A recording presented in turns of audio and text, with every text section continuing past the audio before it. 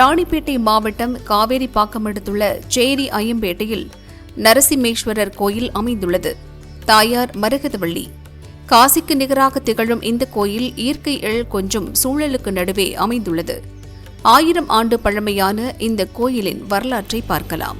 இப்போ நம்ம தரிசனம் பண்ணிக்கிட்டு இருக்கக்கூடிய ஆலயம் ராணிப்பேட்டை மாவட்டம் சேரி ஐயம்பேட்டை அப்படின்னு வழங்கப்படக்கூடிய காவேரிப்பாக்கத்திற்கு அடுத்து இருக்கக்கூடிய ஒரு ஊரில் இருக்கக்கூடிய சிவாலயத்தை நம்ம தரிசனம் பண்ணிக்கிட்டு இருக்கிறோம். பொதுவாக ஒவ்வொரு ஊருக்கும் ஒவ்வொரு தனித்துவமான வரலாறுகள் உண்டு. அதுக்கு ஏற்றபடி இந்த ஊருக்கு என்ன ஒரு தனி வரலாறு அப்படின்னா, திசைகள் 4 குறிக்கின்ற விதமாக 4 தலைகளையுடைய பிரம்மதேவன் இந்த ஊருக்கு வந்து வேள்வி செய்து விஷ்ணு பரமாத்மாவை பூலோகத்திலே பரமபத கோலத்தில் தரிசித்தார் அப்படின்றது இந்த ஊரினுடைய வரலாறு. அதை குறிக்கின்ற விதமாக இந்த ஊருக்கு திசைமுகன் சேரி அப்படின்ற ஒரு பெயர் வந்திருக்கு. அது மட்டும் இல்லாமல் இங்கே இருக்கக்கூடிய அம்பாளினுடைய பெயர் மரகதாம்பிகை, சிவபெருமானினுடைய பெயர் நரசிம்மேஸ்வரர்.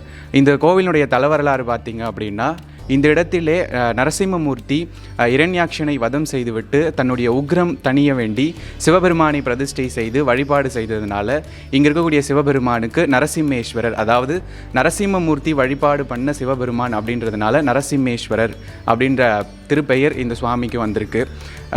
அது மட்டும் இல்லாமல் இந்த திருக்கோவில் காசிக்கு நிகரான ஒரு திருத்தலமாக கருதப்படுகிறது.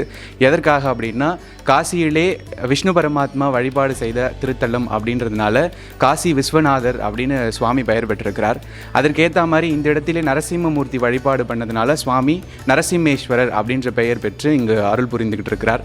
அது மட்டும் இல்லாமல் காசியிலே எப்படி கங்கா தீர்த்தம் முக்கியமான தீர்த்தமாக கருதப்படுகிறதோ அது மாதிரி இந்த கோவிலில் பாலாற்று நீர் அனுதினமும் குளத்துக்கு அந்த திருக்குள நீரே புனித நீராக கருதப்படுகிறது.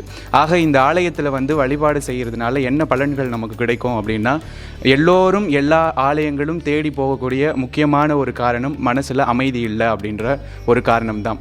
ஆக இந்த சிவாலயத்தை வழிபாடு பண்ணுறதுனால நம்முடைய மனதிலே அமைதி நிலைத்து நம்முடைய குடும்பங்களில் இன்பம் நிலைக்கும் அப்படின்றது நம்பிக்கையாக உள்ளது.